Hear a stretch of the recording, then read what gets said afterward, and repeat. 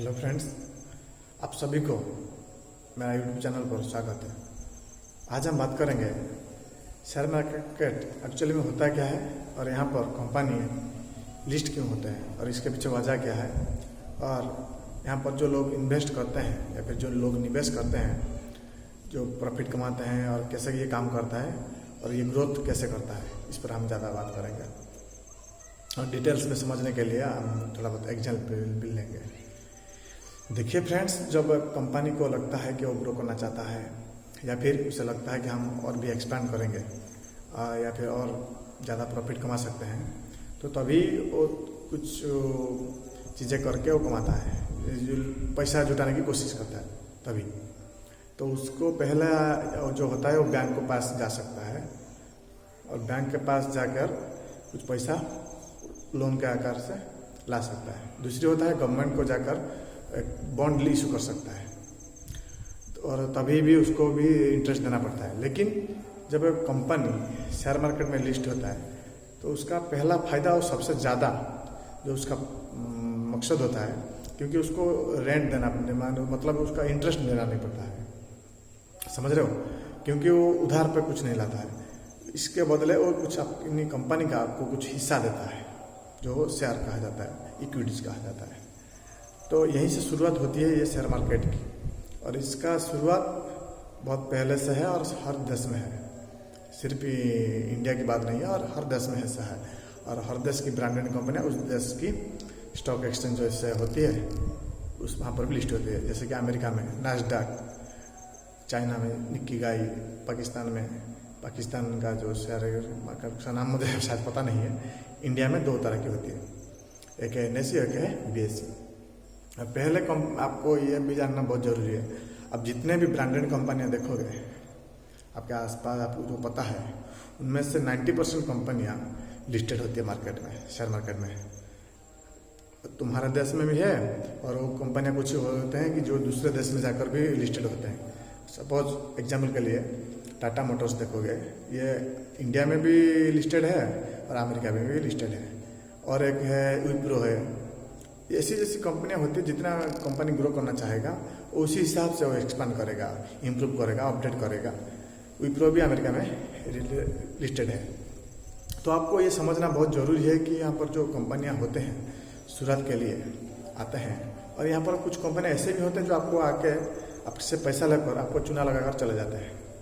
आप उनका शेयर खरीद लेते हो तो वो उनका जितना भी शेयर होता है आपको सब बेच कर चले जाते हैं, वो पैसा लेकर चले जाते हैं। तो वहाँ पर ज़्यादा नुकसान होने की चांसेस बढ़ जाती है। तो आपको ये समझना भी बहुत ज़रूरी है कि आप जिस कंपनी में निवेश कर रहे हो तो मैनेजमेंट कैसा है, समझ रहे हो। आप अगर निवेशक हो, इन्वेस्टर हो, तो आप ये इसे सब कुछ समझना आपके लिए बहुत ज़रूरी है। और इंडिया की बात करूँ तो यहाँ पर कुछ लोगों ऐसे भी होते हैं जो सिर्फ फोमो में आकर यहाँ पर एंटर किए होते हैं, समझ रहे हो। तो आपको ये भी जानना बहुत ज़रूरी है, जब आते हो ना तो आपके पीछे वजह क्या है आपको जानना बहुत ज़रूरी है। शेयर मार्केट में क्यों आते हो, समझ रहे हो। आपको जब जो भी आता है मार्केट में, तो आपको ये सोच कर आना चाहिए कि मैं मालिक बनना चाहता हूँ और इस कंपनी को खरीदना चाहता हूँ। अगर जब आप आते हो, शुरू करते हो, आप ऐसी कंपनियाँ भी देखोगे कि आप जो पसंद करते हो, जिस सेक्टर में, जिस बिजनेस की में आपकी समझ है, ज़्यादा समझ है, आप उस कंपनी में खरीदने की कोशिश कीजिए। ना कि हर कंपनी जो आपको दिखता है या अच्छा लगता है, हाँ ये कंपनी ग्रो करेगा, वो करेगा, ऐसा नहीं है। आप हर कंपनी के बारे में ज़्यादा जानने की बहुत ज़रूरत नहीं है। अब जो भी कंपनी के बारे में जानते हो, जिस भी फील्ड में आपकी सबसे ज़्यादा नॉलेज है, आप उस कंपनी का शेयर खरीदने की पहले कोशिश कीजिए। जिस बिजनेस की आपको समझ है, हाँ ये मैं खरीद लेता हूँ। आपकी गाड़ी की समझ है तो गाड़ी में जितने भी है, कार हो, टू व्हीलर हो, उसका शेयर ले लो। या फिर होटल इंडस्ट्री हो, या फिर जितने भी बिजनेस है, रेस्टोरेंट बिजनेस है, आप सीमेंट की जो बिजनेस होती है, इथेनॉल, आपकी जो भी फील्ड में आपकी नॉलेज है ज़्यादा, समझ रहे हो, तो आपको वहाँ पर ध्यान देना ज़्यादा ज़रूरी है। ऐसा नहीं कि आप हर फील्ड में या फिर हर बिजनेस में आपको एंटर करना बहुत ज़रूरी है, ऐसा नहीं है। आप इतना तो आपको ये मिल जाएगा कंपनियाँ जितना आप चाहते हो, और जिस फील्ड में आपकी नॉलेज है वो सारे के सारे लिस्टेड होते हैं। हाँ, कहीं कहीं ब्रांडेड कंपनी ऐसे भी होते हैं जो लिस्टेड नहीं होते हैं, जैसे कि हल्दीराम है, ओयो है, और आगे जाकर ये लिस्टेड होगा मैक्सिमम चांसेस होती है, क्योंकि जब एक कंपनी ओयो तो शायद मार्च में आ जाएगा, मुझे लगता है वो चाहता है लिस्टेड होने के लिए। लेकिन कुछ कंपनी ऐसे भी होते हैं जो शेयर मार्केट में आना नहीं चाहते हैं, क्योंकि उनका इक्विटी उनको बेचना पड़ेगा, इसलिए नहीं आते हैं। लेकिन इससे और कुछ होता नहीं है, लेकिन वो एंजल इन्वेस्टर से पैसा लेते हैं या फिर VC के पास जाके पैसा उधार लेते हैं, लेकिन वो शेयर मार्केट में नहीं लाते हैं। पहली बात आपको ये बात, और भी बात आपको जानना बहुत ज़रूरी है। अब जब शेयर मार्केट में आते हो, यहाँ पर कई कंपनियाँ ऐसी होती हैं जो आपको बहुत मुनाफा देगा, और ये कंपनी खुद को भी नहीं पता होता है और तुम्हें भी नहीं पता होता है। ये सिर्फ जो मैनेजमेंट होती है, जो ओनर होते हैं, उन पर डिपेंड करता है, समझ रहे हो। कुछ लोग यहाँ पर बोलते हैं कि मैं ऐसे स्टॉक बताओ कि मैं इसको खरीद कर भूल जाऊँ 10 साल के लिए, 5 साल के लिए, 20 साल के लिए। ऐसा कोई भी नहीं हो सकता, समझ रहे हो, चाहे कितना भी ब्रांडेड क्यों ना हो। ऐसा मेरा मानना है, हो सकता है आपको पसंद ना आ भी आए, लेकिन ऐसा मेरा मानना है, जब आप कुछ कंपनियां खरीदने की कोशिश करते हो, अगर उस इंडस्ट्री में कुछ ग्रोथ आती है या फिर कुछ इम्प्रूवाइजेशन आती है, इम्प्रूवमेंट होती है, तो कंपनी अगर उसके साथ वो चल नहीं पाता है तो कहीं ना कहीं वो कंपनी डूब जाता है या फिर पीछे रह जाता है सबसे, जैसे कि नोकिया के साथ हुआ था। और भी बहुत कंपनियां होती हैं, जैसे LG है, और एक था ओनिडा या फिर इंडिया का कंपनी है था जो टीवी बनाता था। और भी बहुत कुछ कंपनियां ऐसे होते हैं जो वक्त के साथ खुद को बदलते नहीं है, और वो कंपनी चाहे कितना भी प्रेजेंट के लिए बड़ी क्यों ना हो, लेकिन वो आगे जाकर वो ग्रोथ नहीं दे कर पाती है, क्योंकि वो जो वक्त के साथ जो टेक्नोलॉजी के साथ जो काम नहीं कर पाता है, वो कंपनियां जाकर आगे नहीं बढ़ पाती है। लेकिन कुछ कंपनी ऐसे भी होते हैं जो शुरुआत तो आम ही से लोग से हिसाब से करते हैं, लेकिन वो खुद को इम्प्रूवमेंट करके जाते हैं, वक्त के साथ वो चला जाता है। जैसे कि एप्पल है, एप्पल हर बार आपको कुछ ना कुछ सरप्राइज देता है। उसका ये लाया गया टच स्क्रीन हो गया, वाटरप्रूफ हो गया, ये जितना भी आप देखोगे इम्प्रूवमेंट होती है टेक्नोलॉजी में, उसकी फीचर में, इसलिए शायद वो आज 3 ट्रिलियन का कंपनी है, मार्केट कैप है उसका। तो आपको ये सब कुछ जानना जरूरी है। और जो लोग बोलते हैं कि 10 साल के लिए मैं एक शेयर खरीद के भूल जाऊँ, ये इसके सख्त खिलाफ में हूँ। आप जिस भी कंपनी का शेयर खरीद रहे हो तो आपको उसको क्वार्टर ऑन क्वार्टर आपको उस पर ध्यान देना बहुत ज़रूरी होता है। अगर आप कोई सर्विस कर रहे हो, कुछ लोग बोलते हैं कि मैं सर्विस कर रहा हूँ या फिर मैं कुछ और कर रहा हूँ, मुझे इतना समय नहीं दे पाऊँगा, उन लोगों के लिए ये बात कहना चाहूँगा कि आप जब एक सर्विस कर रहे हो तो आपको यहाँ पर ज़्यादा समय वक्त देने की बहुत ज़रूरत नहीं है। अब थोड़े वक्त दे के भी आप उसके बारे में जान सकते हो, दिन में 10-15 मिनट दे सकते हो, तो आपको बहुत कुछ ज़्यादा जानने की ज़रूरत नहीं है। और आपको सिर्फ क्वार्टर ऑन क्वार्टर या फिर कुछ न्यूज़ जब आता है उसके बारे में, ये सही है कि गलत है, या फिर वो क्या गलत कर रहा है, सभी क्या उस पर पेनल्टी लगा रहा है, गवर्नमेंट की उस पर राय क्या है उस कंपनी के ऊपर, या फिर गवर्नमेंट कुछ उस पर कुछ स्टेप लेता है कि नहीं, वो कंपनी कुछ गलत करता है कि नहीं, इसको आपको हमेशा ध्यान में रखना बहुत ज़रूरी होता है। और आप ऐसे कैसे कोई भी स्टॉक चाहे कितना भी कम क्यों ना हो और कितना अच्छे कंपनी क्यों ना हो, आप आंख बंद कर उस पर यकीन नहीं कर पाएंगे। और ऐसा मेरा मानना है कि आप ऐसा करना भी नहीं चाहिए, चाहे कितना भी ब्रांडेड स्टॉक क्यों ना हो, और वो ग्रो नहीं कर पा रहा है, उसके पीछे वजह क्या है आपको जानने की कोशिश करो। तो ये सब कुछ आपको जानने की बहुत ज़रूरत है। और अगर आप जैसे शेयर मार्केट में देखोगे, चाहे कुछ कंपनी ऐसे भी हैं जो लिस्टेड है लेकिन उनका ग्रोथ होता नहीं है। ऐसा इसलिए भी होता है कि कंपनी इम्प्रूव नहीं कर रहा है, या फिर जो गलती कर रहा है वो कंपनी, जो नुकसान उसकी हो रहे हैं, वो सुधारता नहीं है, और जब वो सुधरेगा नहीं तो उसका मुनाफा कभी नहीं होगा। तो आप इस पर जानना भी बहुत ज़रूरी है। ये छोटे छोटे बात आपको बहुत शुरुआत में जानने की बहुत कोशिश नहीं करना भी चाहिए।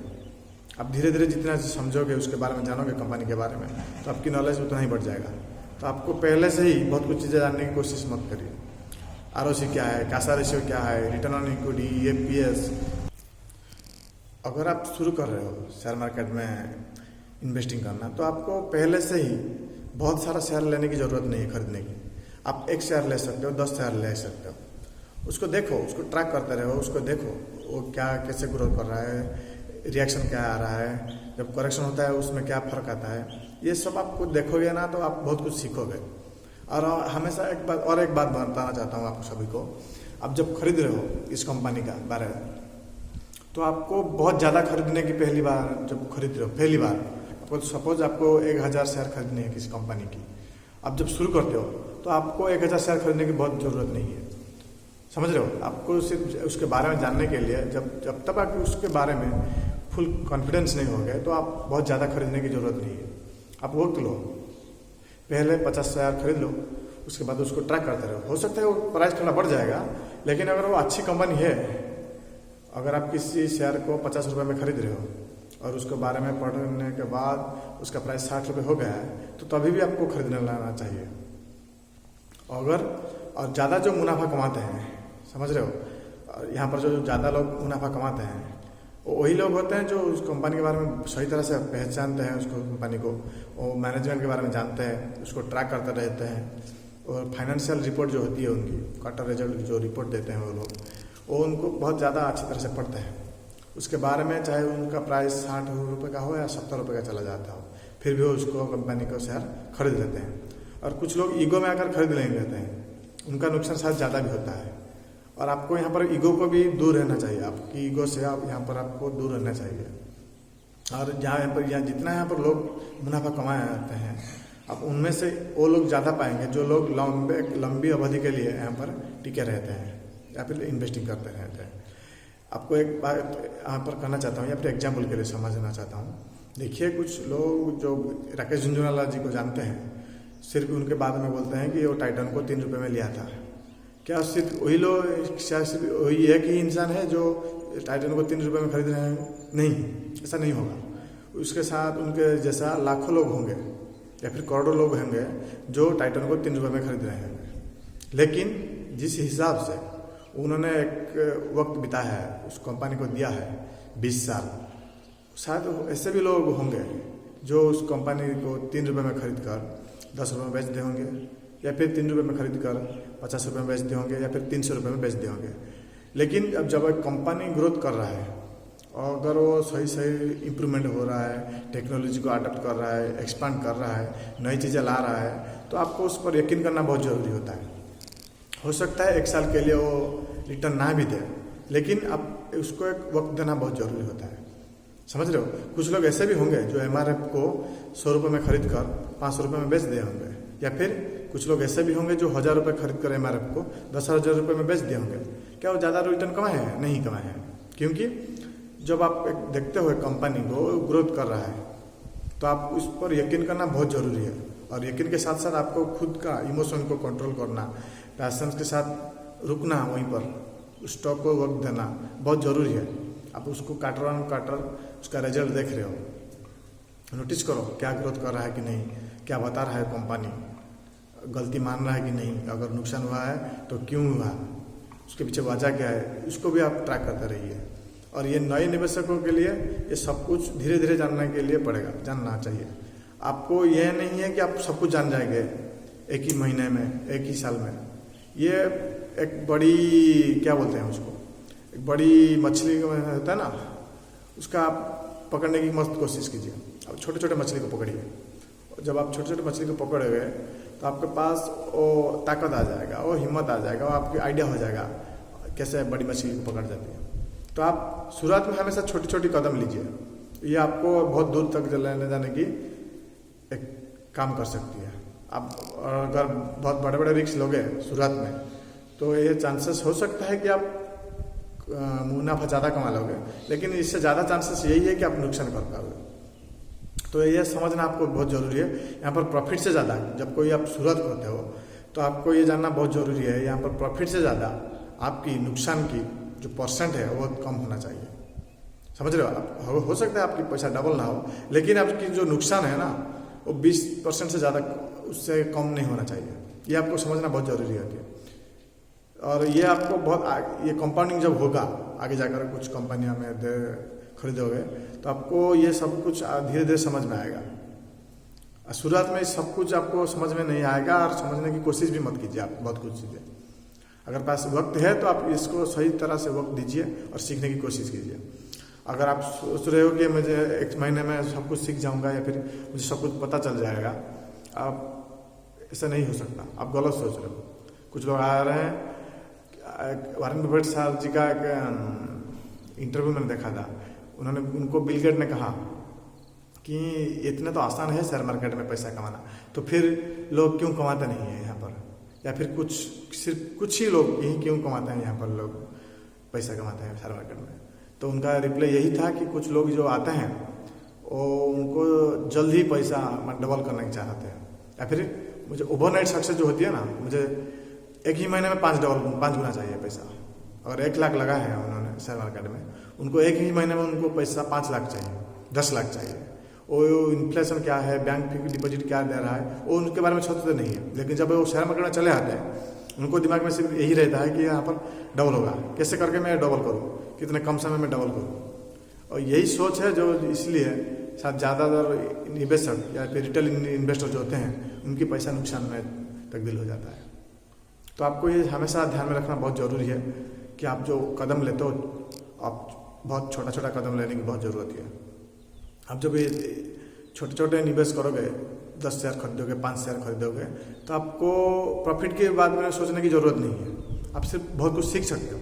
आप जबकि एक्सपीरियंस हो जाएगा 1 साल के बाद, 2 साल के बाद, समझ रहे हो, तो अब भी आप रिस्क ले सकते हो ज़्यादा। लेकिन शुरुआत में ज़्यादा रिस्क लेने की ज़रूरत नहीं है आपको, समझ रहे हो। आप जब भी इन्वेस्ट करते हो 5% से ज़्यादा, तो आप ऐसी कंपनी में इन्वेस्ट कीजिए जो मिड कैप कंपनी होती है, या फिर जो ज़्यादा रिटर्न ना दे लेकिन ज़्यादा डूबने की चांसेस कम है, समझ रहे हो। जैसे कि फेडरल हो गया, दिव्यानी हो गया, IDFC हो गया, JK टायर हो गया, ऐसी कंपनी में चुनिए, टाटा पावर हो गया।